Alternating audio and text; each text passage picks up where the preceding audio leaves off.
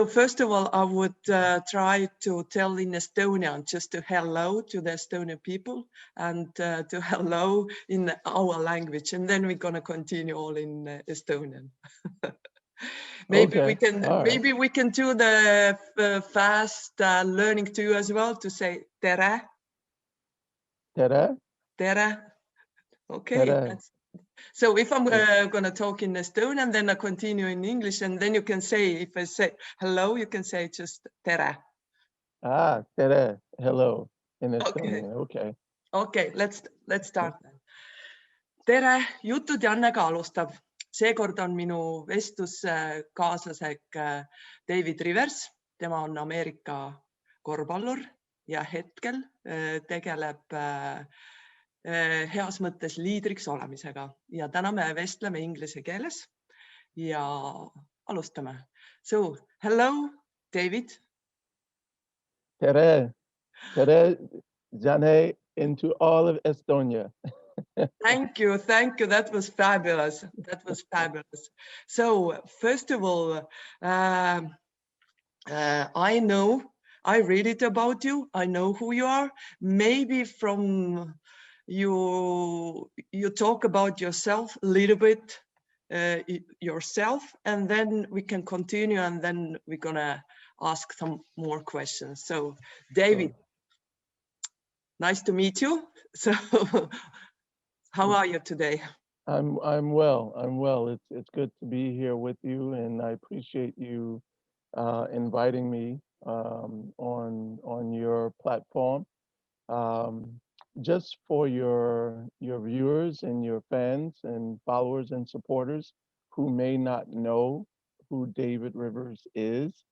Sometimes I don't know who David Rivers is. But no, I come from a very large family. I was born and raised in Jersey City, New Jersey, across the Hudson from New York. And something you don't know, which is very appropriate for this platform, Jannega, is that I have 9 sisters. So I come from a very large family, 6 boys, 9 girls. And I subsequently went to a private Catholic high school in Jersey City, St. Anthony's. And I got a scholarship to attend the University of Notre Dame, where I graduated with a degree in psychology, subsequently drafted by the world champion LA Lakers, played with the legends of Kareem Abdul-Jabbar, Magic Johnson, Byron Scott, AC Green, James Worthy, Tony Campbell, all the great ones, Michael Thompson. I like always naming my teammates, Jeff Lamp and all those guys. Anyway, at the end of the day, I played professional basketball for about 17 years. My career spanned from the NBA, CBA to Europe. I've been very blessed to have won championships with every team I've ever played for, except one, being the LA Clippers. At the end of the day, I'm retired now, and I spend a lot of my time working in the field of education and technology with sports, of course, working with kids and families all around the world in various underserved communities, communities that are economically challenged. So in a nutshell, that's who I am, and that's what my focus is today, as I enjoy retirement, I guess, if there is such a thing as retirement. I think not, especially the athletics like we used to have. So we need to continue that. First of all, I want to say thank you for this job, what you're doing right now, because for us, the basketball and the sport is giving for us so much. And this is our job to give it back. So you are doing greatly that. So I have lots of learning from you. But today I would like to talk with you all this different experience in your life, what you have been, and watching from this side, what is now your values from learning, and now, of course, the values have been changed because your life has been changing. And mainly what I'm interested in is mental skills, how to manage all these pressures before the game, after the game, at the school, at the life, and teamwork skills, what is like mostly important to you. So let's start from the beginning. You said that you have 9 sisters. That's mean that how to say, more, you have more experience with the ladies, have to say, how to treat them, how to talk with them. And I assume a little bit that this is giving you a lot of experience at your work as well. And how it's all started, I know it's, I hope that lots of young basketball players are listening as well, and the parents, because last few years, many girls and boys went to the States to have the scholarship. But yeah, to be in from Estonia, the small country, to have the scholarship in state is already the big thing. But I know for you Americans is the probably even more big thing to get the scholarship, because you have so much more people out there. You need to show, you need to every day to be your best to get this. So maybe you start from that little bit, how you started with play the basketball, because I know in States you do lots of sports, and outside the main thing is football and basketball. So talk a little bit about that, how you ended up with the basketball and then scholarship to Notre Dame. Well, I want to start from the very essence of where it all begins. And I also want to maybe give some insight to the myth of skills, ability, competition in the context of, as you say, mental strength, mental toughness, mental endurance. At the end of the day, I grew up with a very, very poor family, humble beginnings. There were 15 of us, 2 parents, and I was third from the youngest. So I had a lot of my older brothers and sisters in front of me to learn from their mistakes. But when you talk about from the woman's perspective, and I want to cover a lot of things here, but basketball is not this. Basketball is only important because I used it as a tool to better my life. But basketball has not been the essence of my existence. And I think that's something that's very important to communicate to your viewers out there. Um, Although I was very good, I was great at um, the game didn't define who I was as a person, as a human being. And I think that's very important, particularly for young kids coming up to understand. I'll give you an example. Um, my father worked 2 jobs. Um, I only saw my father maybe 30 to 1 hour uh, time out of the day. Because when he came home, it was usually late at 11 p.m., 11:30 p.m. And when he left for work, it was usually early, 5:30 a.m. So I didn't get to see him a lot. My mother was also working. So I come from a family where the oldest helped take care of the youngest. And so that was very important for me because I saw a lot of my sisters playing the role as my mother when she wasn't there. Same thing for my brothers, my older brothers, playing the role of father when he wasn't there because they were working. Um, at the end of the day, who I am and what I've become is a representation of the family core values that I lived and experienced. And this is really, really, really important for the young boys and girls out there in the world today. At the end of the day, what you desire to be must be born from within you at a very early age.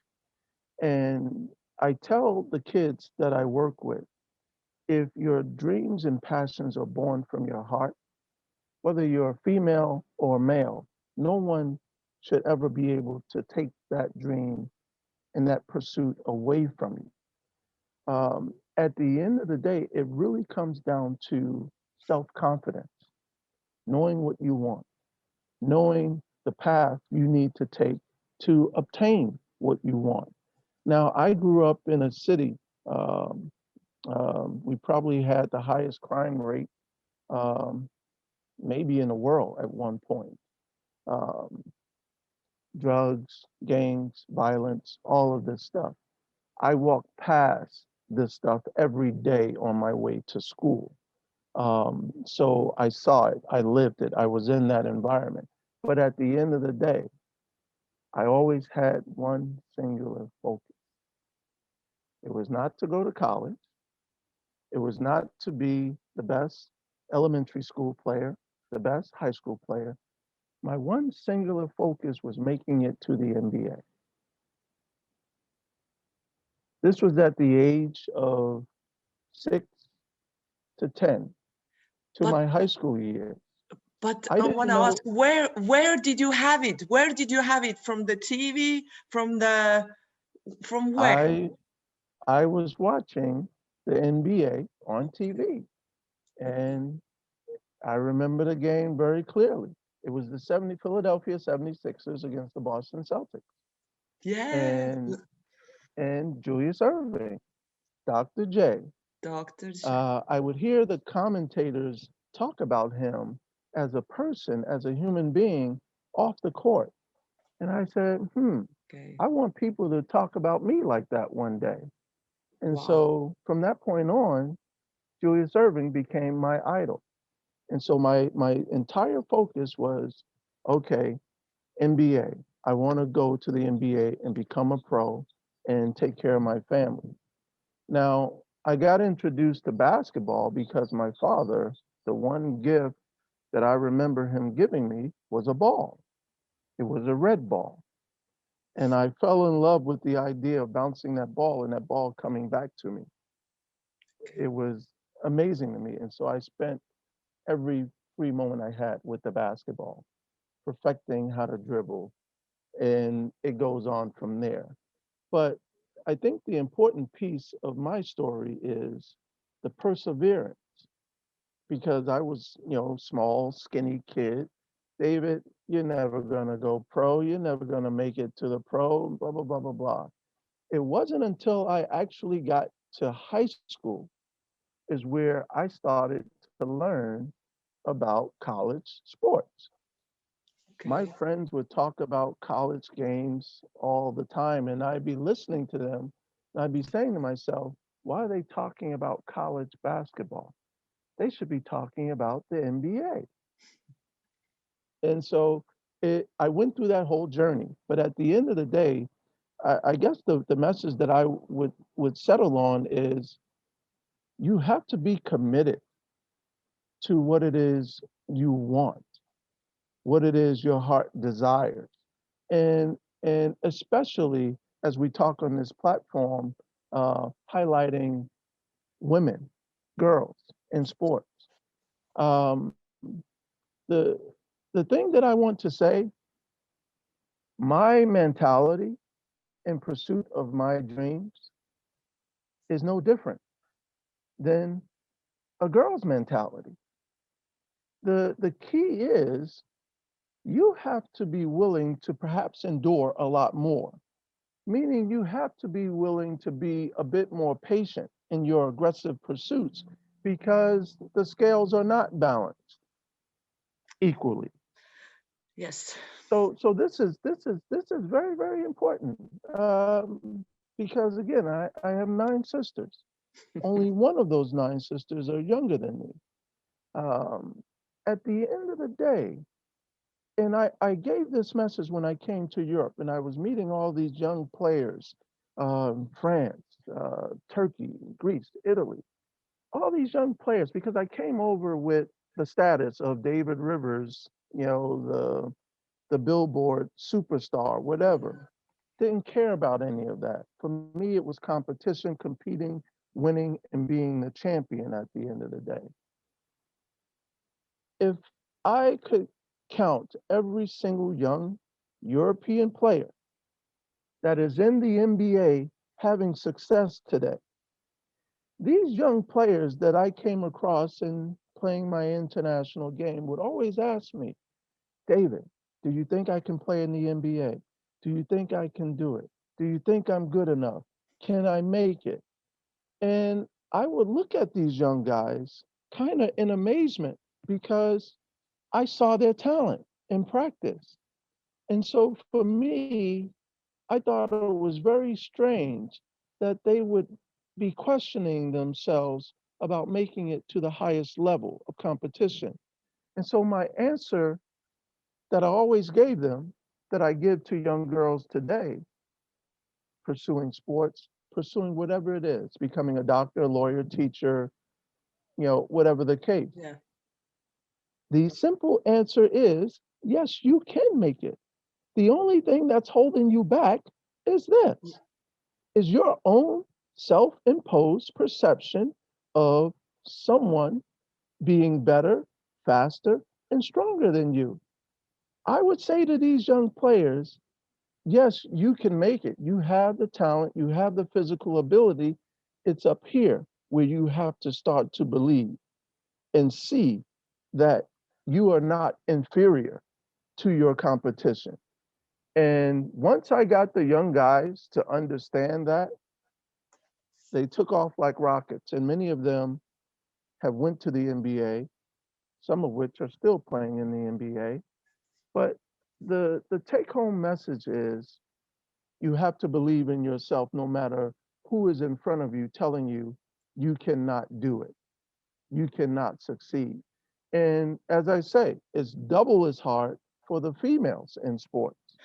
But it has to be an undying pursuit that no matter what you face, you're going to stick to your dream and pursue it and take the path and make the sacrifices that you need to make in order to obtain it.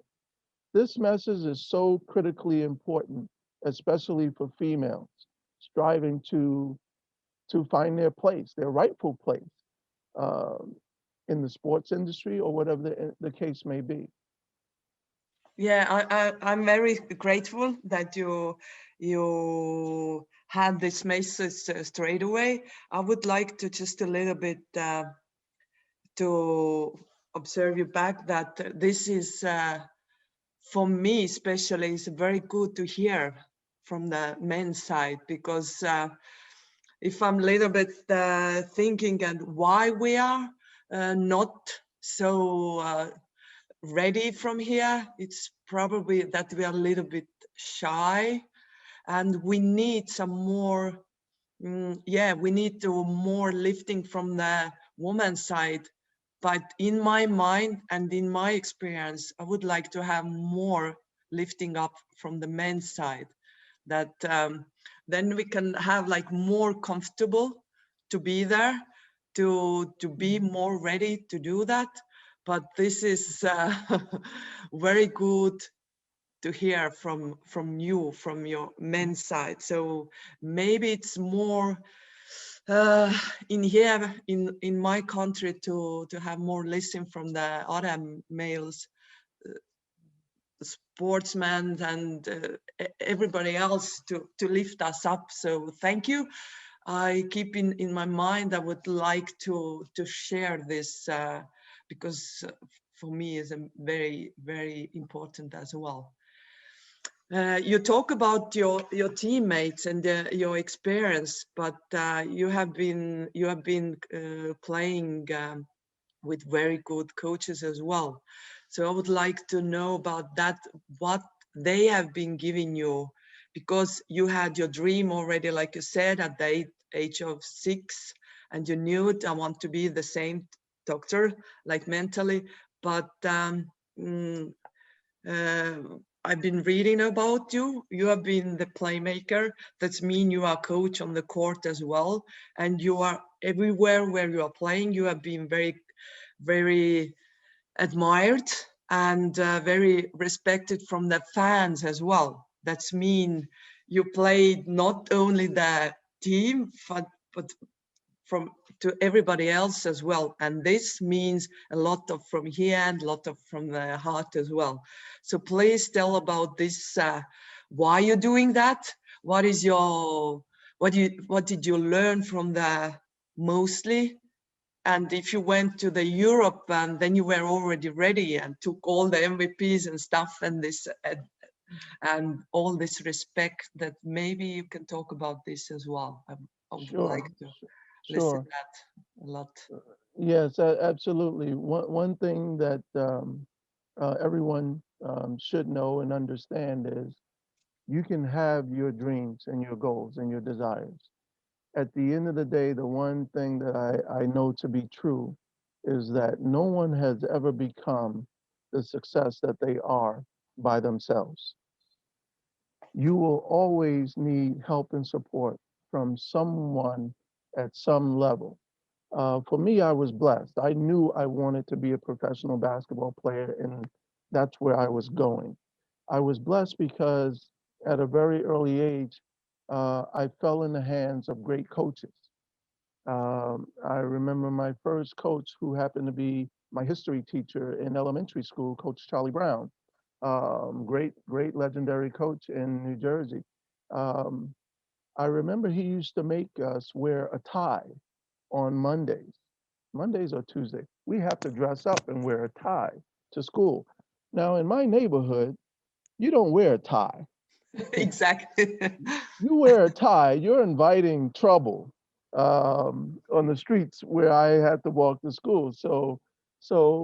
But the idea was he wanted us to have very high goals, but he also wanted us to be comfortable in appearing as if we had some place to go, as if we had some place that we were going and it was important and we needed to be distinguished by the tie. And so I always tell that story. And he was a great coach, set me on the path to becoming, the kind of player I wanted to be. The other coach was Coach Bob Hurley, senior, St. Anthony's High School.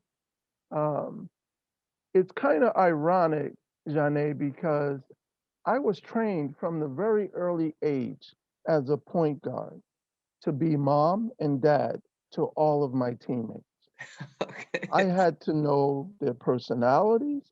I had to know what they liked, what they didn't like. I had to know their weaknesses and strengths. I had to know where to give them the ball and where not to give them the ball. And I was trained like this from almost day one. So it was phenomenal. And I mean, all my coaches, my college coach, Digger Phelps at Notre Dame, gave me the tools to take charge of the entire program as a freshman, first year student. I had tremendous success there. Then to be drafted by the world champion LA Lakers and play under Coach Pat Riley. I mean, the ultimate leader, the ultimate teacher, the ultimate warrior mentality. Um, it was just tremendous. And as you look at my career, you could see how I was guided Yeah. spiritually in faith. I'm very, well, I won't go into that. Anyway, but my faith is also a big part of who I am. So at the end of the day, the coaches, even coming to Europe, Jacques Moncler in France, playing for Antibes, phenomenal thinker and teacher. Um, Coach Coach Ikovic, Coach Ioannidis in Greece, those two guys, completely opposite personalities. but Yeah, two very, very dynamic, you know, figures and successful with their own philosophies. Therein lies my ability as a player to adapt and to adjust to any style of play, any scouting report that I would need to execute with my teammates. You know, my coaches in Turkey, Coach Rabracha, Coach Tolga, Olgren, these guys, again, all tremendous dynamic personalities that I learned from, which, you know, as a player, we're trained to have to adapt to every single game, to every single opponent. And life is the same thing. absolutely. It's the Absolutely. exact same thing. Absolutely. So the you know the other part of your question, um, at the end of the day, uh, you know, it always comes back to the individual desire. It's always coming back to that. It's always coming back to that person and what they say they want, and their ability to make the sacrifice to obtain it. Mhm. That's what it always comes down to. Girl or female, what are the sacrifices you are willing to make to advance as a gender or just as someone trying to be an example for their family and their community? Okay. Yeah, you're absolutely right. I've been just like it's very good and lifting to listen that, and you're talking about all those names like um, like how they helped you, and this is again reminds me back how important, especially in the young age, to be only the coach, but be a teacher and be a leader, and um, and how important to not talk about the rules and what you have to do, but it's important to share your values, a little bit to start with the values, and then go for a very restricted rules.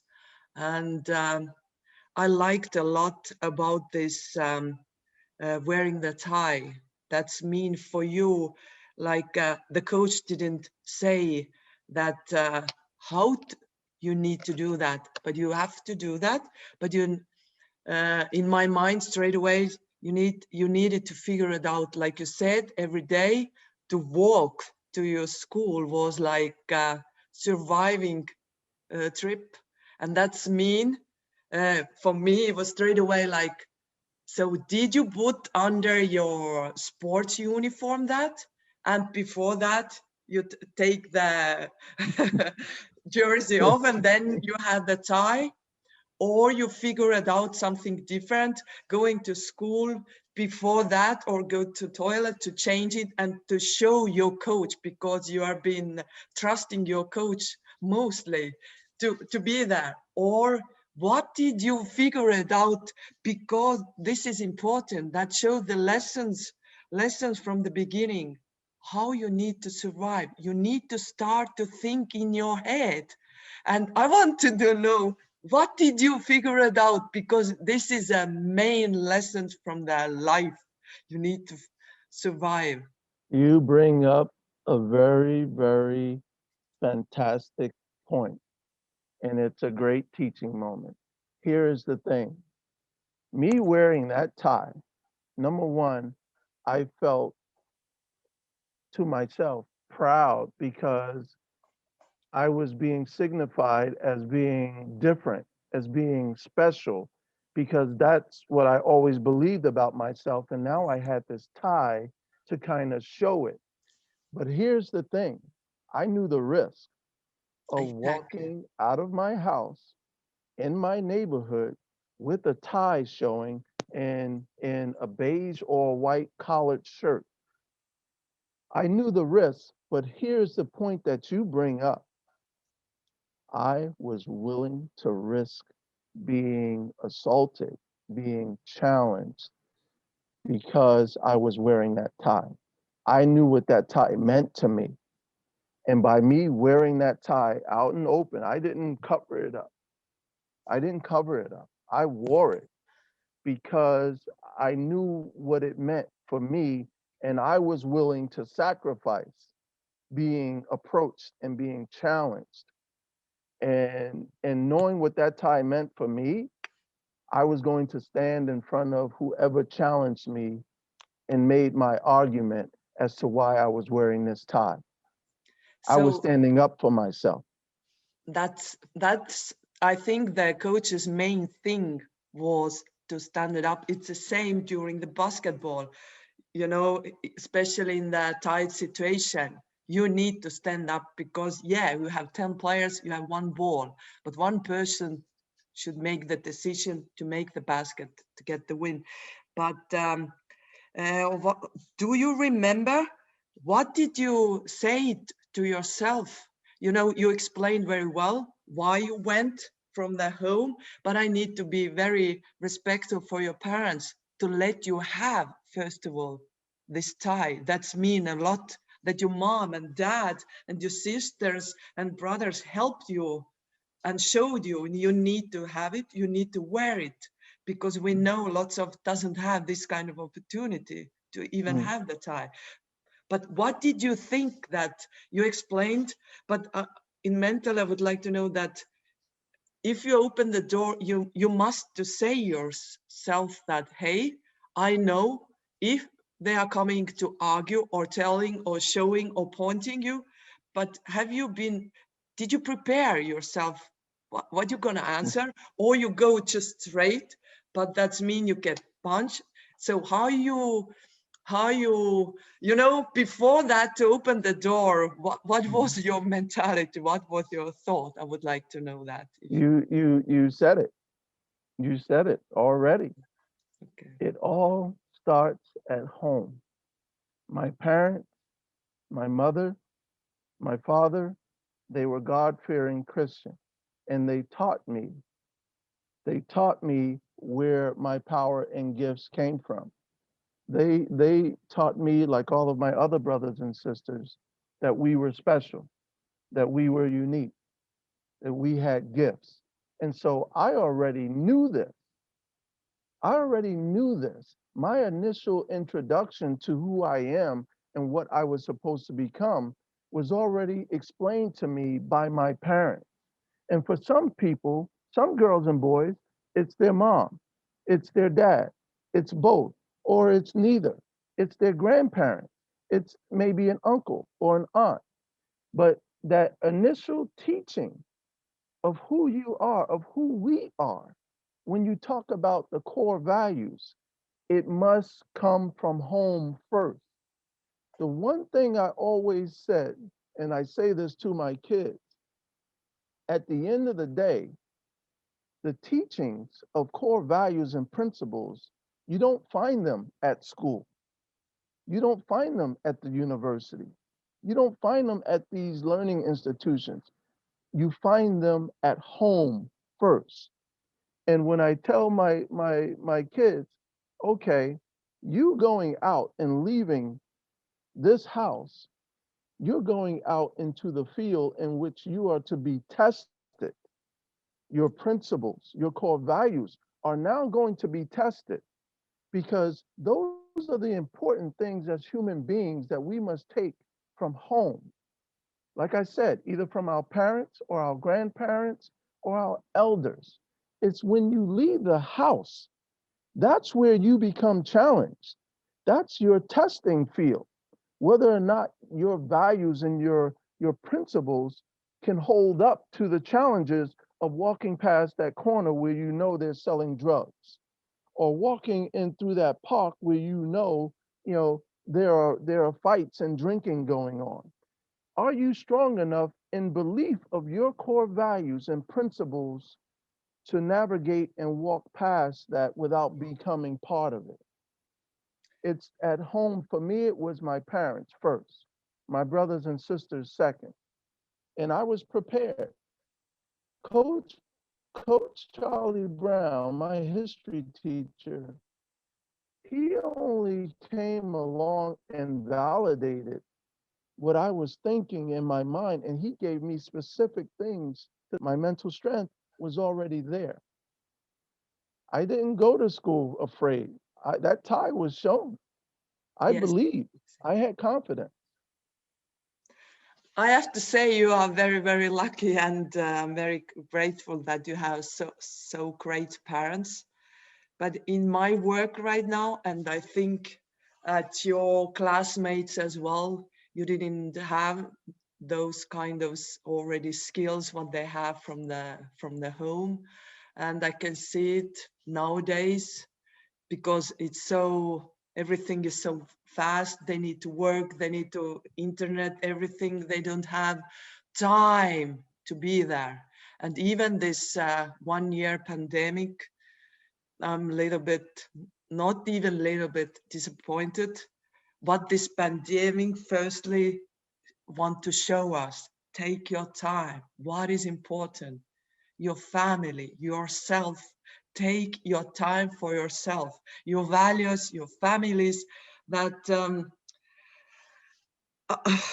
I'm just not at the shock, but I'm so overwhelmed that you had already at home. It's so important to explain nowadays kids and stuff to find this kind of players already. It's a big gift. So I'm just like, wow, wow. And that's why like 7 years ago, I was very lucky to got to know the mental coach to myself as well, because during my playing career, and I didn't have all of that all the time. I didn't got so lucky to have this kind of teachers. They had very different, and this environment where I raised up, so we had only the rules. Nobody didn't ask how you are feeling, why you couldn't come, but you needed to do. You needed to go work, you needed to, this job have to be done. That was like this system, you need it. And if you didn't, then coming next one. In one way, maybe it helped faster, but now I do understand that this kind of mentality can do the result straight away, but it doesn't do the result end of your life. If you are taking the person, you need to, it's a person is like a plant or a tree, what I'm doing right now outside. You need to raise her up, because when I finished my playing career, it was almost 2 years after that. During the nights or mornings, I waked up, it's gone. Now I don't have to be, not fear, but the feelings, emotions, and the bad experience always came out. And it took a long time, and it took now working by this mental coach to understand that I need to share my experience, my teaching, my talking, because I work at the school as well, like a physical teacher, not only coaching, that it's very important for me what I'm saying, how I act, because like you said, it's we need to end up the good person, the good values, that it's not ending at the sports career is ending and then we are done. No, I would like to see how she or he is ended up in her or his life to be there.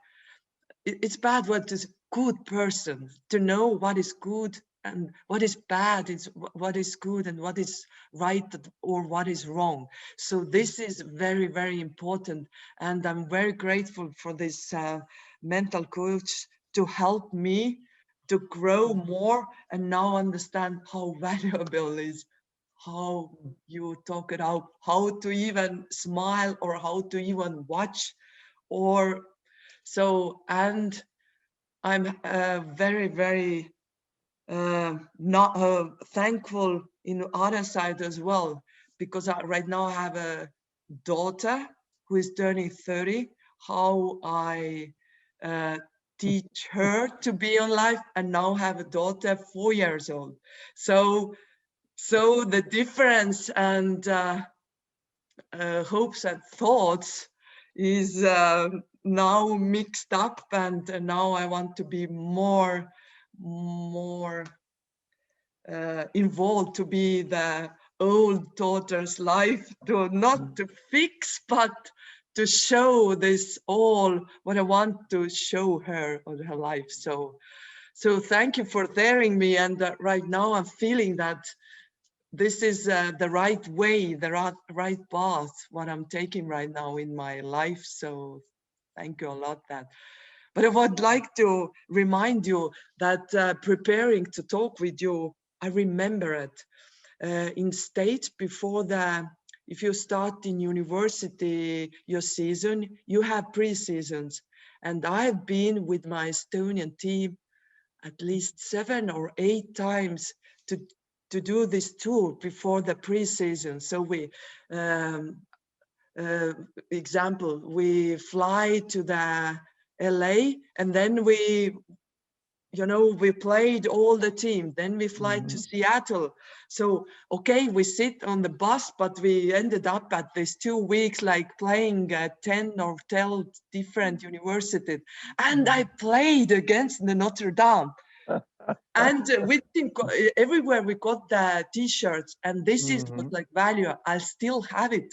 I still have it like that. But from Notre Dame, what do you think what we got? What do you think? Not t-shirt, not t-shirt. You received the little gold, the little pen. They gave you the little pens of the saints. No, we got the sports trousers. I was so lucky because everybody was because at home it was like, okay, I didn't want like you're a superstar to wear that, but at least something different that I can only have the t-shirt, but I have the trousers. So I played in your gym, but I don't remember how much, I scored and stuff. But the main thing is the public in there and the crowd, and they didn't clap only their team, but they are lifting us as well if we did something good. So that was like, for me, the first thing, like, why we are opposite, because at home it was like different. You're opposite your enemy and everything, but they lift us up everywhere. So this was a super experience. So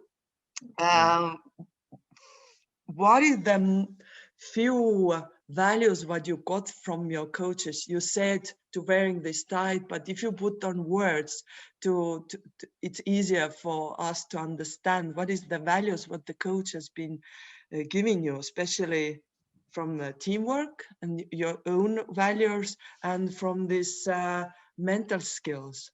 Maybe you share that as well. Thank you. Sure. The one common denominator that I always like to point out that I take from my coaches, but other great coaches as well across all the sports. The one common denominator that you find in every true great coach is their ability to listen.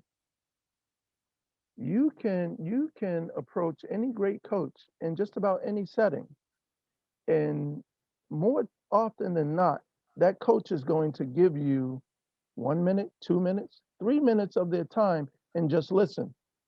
And they're going to listen to you without some pre-designed response. That's the one common denominator that I always tell people about the great coaches. They listen. They listen. And that's an important element, because me as a player, growing up, I had to do that. I had to listen to every single one of my teammates. David, why didn't you pass me the ball over here? I was open. I had to listen to them, but I had to be able to respond in a way that they would understand. And so the biggest lesson that I would share is listening. Is listening. Remember, I said every single thing I was trained to do as a basketball player on that court applies to real life. And when you talk about teaching, coaching, mentoring, the number one thing that you can do when a young girl or young boy is standing in front of you is listen. And to listen without some pre-designed or pre-thought of a response to their statement or to their question. I work with kids all around the world. And let me tell you something, from ages 7 to 25, they want someone who's listening to them and not giving them an answer that was thought of 3 weeks ago, but responding, listening with the intent of responding specifically to what they are saying. They want to be guided. They want to be coached. They want to have teaching. Listening is the number one thing that we can do every single day and improve on every single day. That's the most important element because it's communication at the end of the day. And in order to communicate, you need to be an excellent listener. Absolutely. And we have to say it like you saw me as well. This is the most hardest thing ever, especially when you are during the game or during the practice, you have anxious, you have everything, you need to control yourself and everything going over the head. And this is the main thing. It's a harder thing. We know that we need to listen, but this is the thing what I would like to say. You need to learn that. You need to do hard work for just to listen. It's even hard for me right now, as you see, but you need to learn that. So thank you. This is very important. Yes. No, my pleasure. The other thing I want to share is, when we talk about these things, mental strength, sacrifice, listening, um, dreaming, and dreaming big. When we talk about all of these things, um, it's important for us as people in leadership positions. It's important for us to put other people in positions of power and authority. And here's what I mean by that, to give you a simple example for the parents, for the coaches, for the teachers and professors, for the women in power in politics, to maybe understand. Uh, One of the things that I often do in basketball when I'm working with kids and young adults, I'm asking them to be professional. I'm asking them to come up and show up and work hard every single day. I'm asking all these things of them in pursuit of trying to help them obtain their dreams and goals. Where we sometimes fall short is we're asking and asking and asking. We need to stop and put them in positions of power. And you see Coach Pop at the San Antonio Spurs execute this, and you see Steve Kerr with the Golden State Warriors execute this.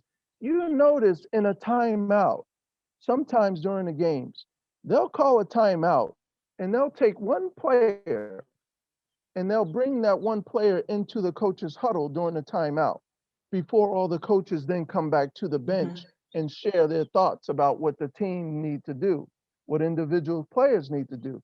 They'll take that one player and bring that player into the coach's huddle during the timeout, and they'll give that one player the instruction to go back and communicate to the rest of the team what they need to do. That's an act of confidence and empowerment.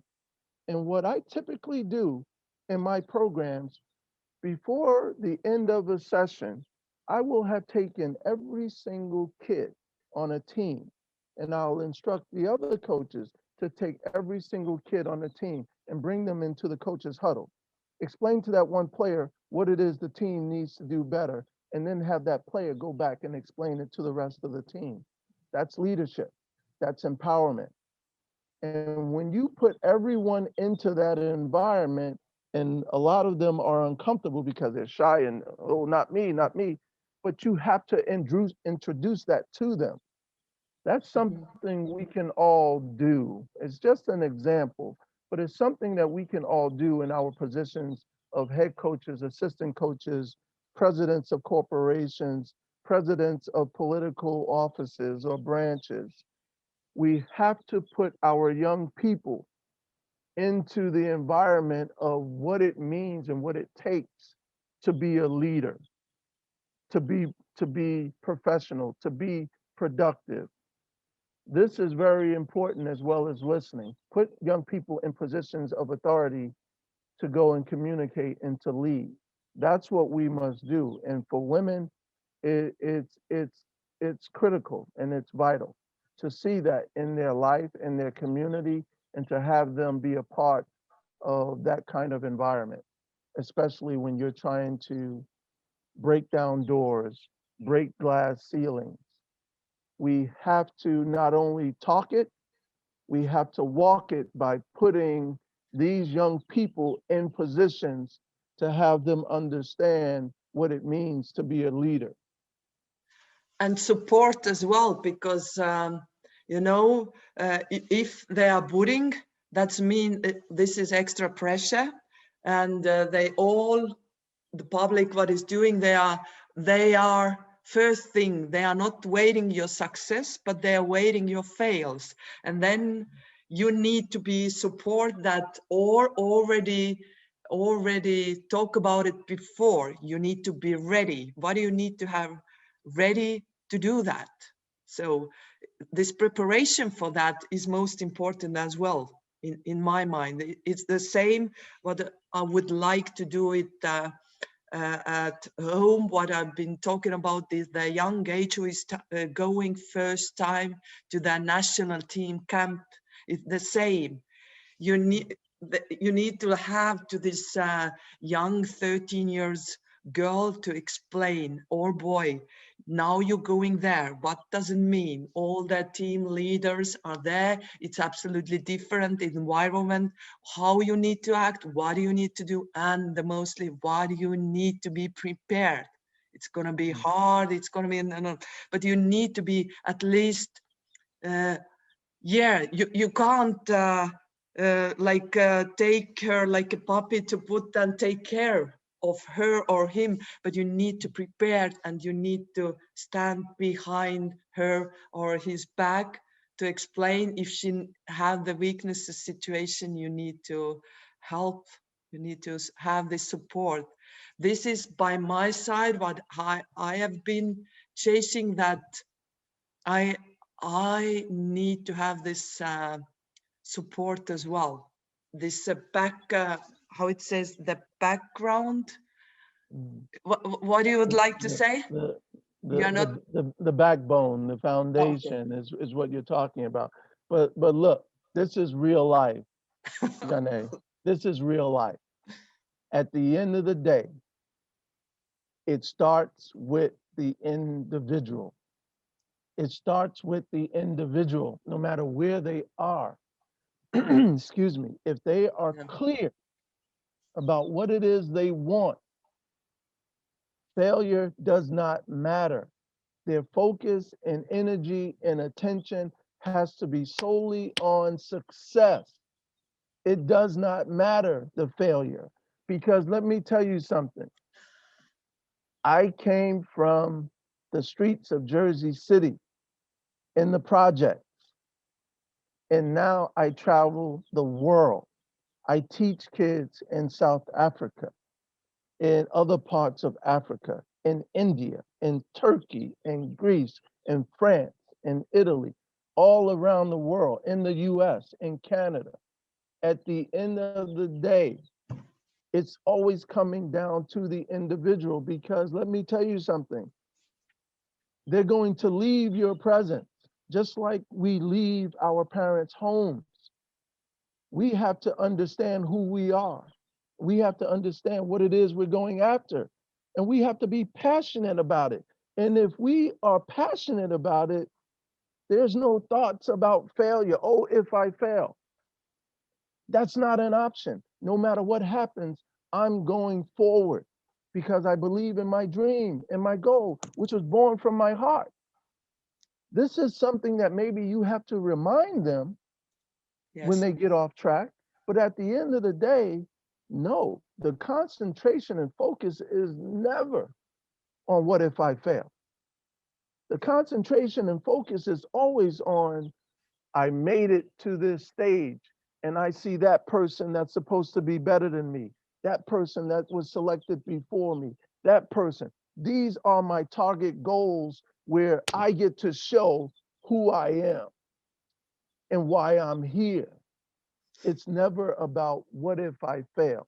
It's about what is that opportunity in front of me that I can grab and make a success to further validate to the world and to myself that I belong, that I'm for real. Let me say this. You can be the greatest coach on the planet. You can be the greatest teacher on the planet. You can be the greatest professor, the greatest doctor. But if that person standing in front of you is not willing to absorb what you're giving them to help them achieve their dream, I don't care who you are, short of God Almighty coming down, you're not going to make them a success because it has to belong to them first. When I went to all these great coaches, I already had the hunger, desire to be what I wanted to become.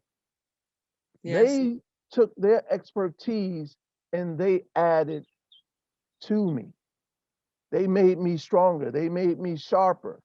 But in no way did they shape my hunger and desire because it was already there. No way did they shape how much I was willing to sacrifice.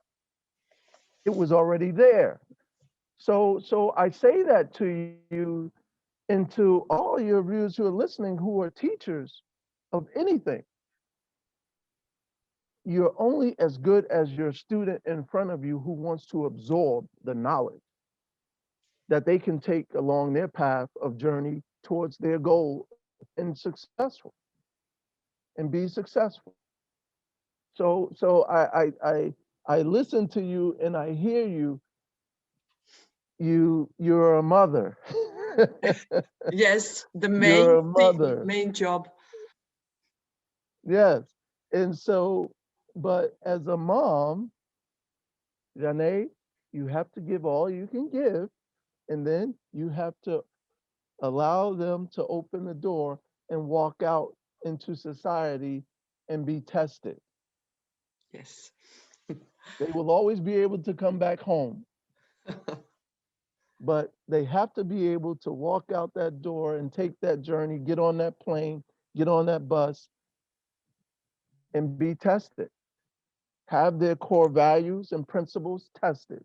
And when they are weak and wounded, they find their ways back home to their coach, to grandma, to mom, to dad for that lifting up. But that's the real life of it all. So you bring this out of me, and I feel it's important to share it, especially for the young girls and boys who may see, watch, hear, or listen to any of this. This is the raw realities of the industry we work in the world we try to be successful in. Absolutely, and I'm very, very grateful to share that because it's not only to be a mom, it's the same to be a teacher, to be a coach. You need to let your players, you need to students, your kids fly away, let them to have their own succeed or their own failures to learn, to only learn. From the succeed is good to learn, but from my philosophy, it's only one night. It should be only one night. If it's going to be longer, that means you are learning nothing. You don't want to be better. So from the failures or losing, it's probably you have to learn the most. Not to cry, what you did wrong, but find the solution, what I need to do, what I need to do next, what I need to do better. And it's good if when it's starting from the girls or boys' heart straight away in the head, not that somebody else is telling you. So you need to have this in yourself. And I'm thankful from this opportunity to talk to you. But in the end, I had the last question that you are lucky that you have these parents. I am lucky that I have this kind of experience to now to go on this road to explore and to help to others to understand that. But if we are not that lucky, like you and me, to now understand, I need to learn that. If the persons or if the girls or women or boys, men, doesn't have this kind of desire straight away, but now they're listeners, but they're feeling that, hey, I don't know how to do it, but they had something and now they want to start to do that. But we know that thinking is not like straight away. You need to learn that. So what is your one or two values, how you need to be, how you need to start to do that? You know, they set the goal, but how is the first steps to go there, to go on your dreams or your thoughts or your acts? What is the first steps? I laugh because, like everything else in life, it's love. You have to search your heart. You have to search your heart. What is it that you love? And whatever that is, that's what you need to pursue. And if it's born here out of love, there's nothing anyone can ever say that's going to take you away from pursuing whatever it is that you say you love and that you want to become. It's love. It's love. You have to search within yourself to really be honest and truthful with yourself about what it is you want to become. And you have to love it. It's so simple to say that, is it? It's it's it's it's it's simple to say and it's simple to do because you're not looking to anyone else. You're no you're not asking anyone else. This is all about you, the individual. What is it do I love? What is it that I am truly passionate about? What is it that I am willing to sacrifice for, that I want to become? And it's all about the individual. Now, there are outside agents that are influencers that you may see, that you may read about, that you may hear. But at the end of the day, the origin of who you are and what you are going to become is you. It's already in you. You have to be quiet and real with yourself when you look in the mirror and say, what is it I want to do? What is it that I love? What is it that I'm passionate about? And you know what, Jannega, it may be something that starts out as, oh, I like to do this because it's fun and I can do it with my friends. And then that discovery takes place. Oh, I really love this. I'm really passionate about this. I want to pursue this as a career. But no matter what kind of formula you put on it, at the end of the day, the number one element you're starting with is always yourself. It's not complicated. I'm sorry. It's not sexy. It's not, rosy and pretty. It's very simple and basic. It's not complex at all. The outside noise and distractions is what makes it all hard to discover. Yeah. Think about it. Yes. We're competing with every single minute of today's world is being connected to information, the super highway of information, and being plugged in. Now I can be plugged into any place on the planet if I chose to. So it's these other outside mechanisms and voices and movies and videos and books and papers and stuff that we read.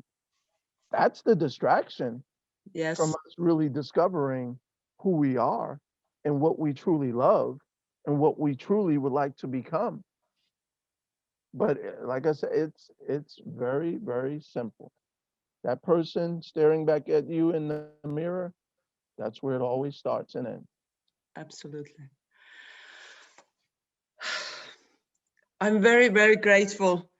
Right now, inside me is the peace, happiness, hope, dreams, and lots of confusion. So I hope that the listeners have some of the feelings as well.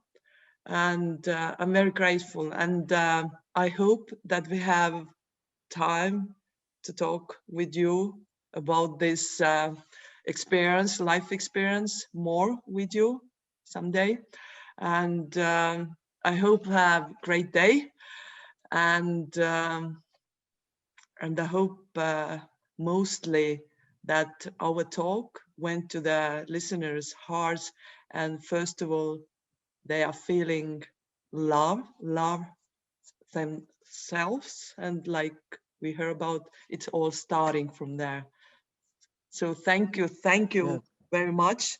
And for this open heart sharing. And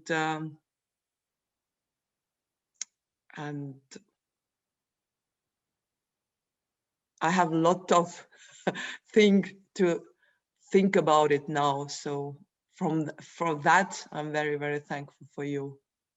Well, I'm thankful, Jannega, for you having me and giving me this opportunity to share. At the end of the day, I leave you with this. No matter what it is you are pursuing, no matter what it is anyone may be pursuing, young, adults, old, whatever it is, keep it simple. Keep it simple. Anything worthwhile that we ever pursue is not going to come to us in an hour or in 24 hours or in days or weeks. Keep it simple and just always be committed to marching forward no matter what you face when you're going after your dream or goal. Keep it simple, but stay committed to going forward and believing in yourself.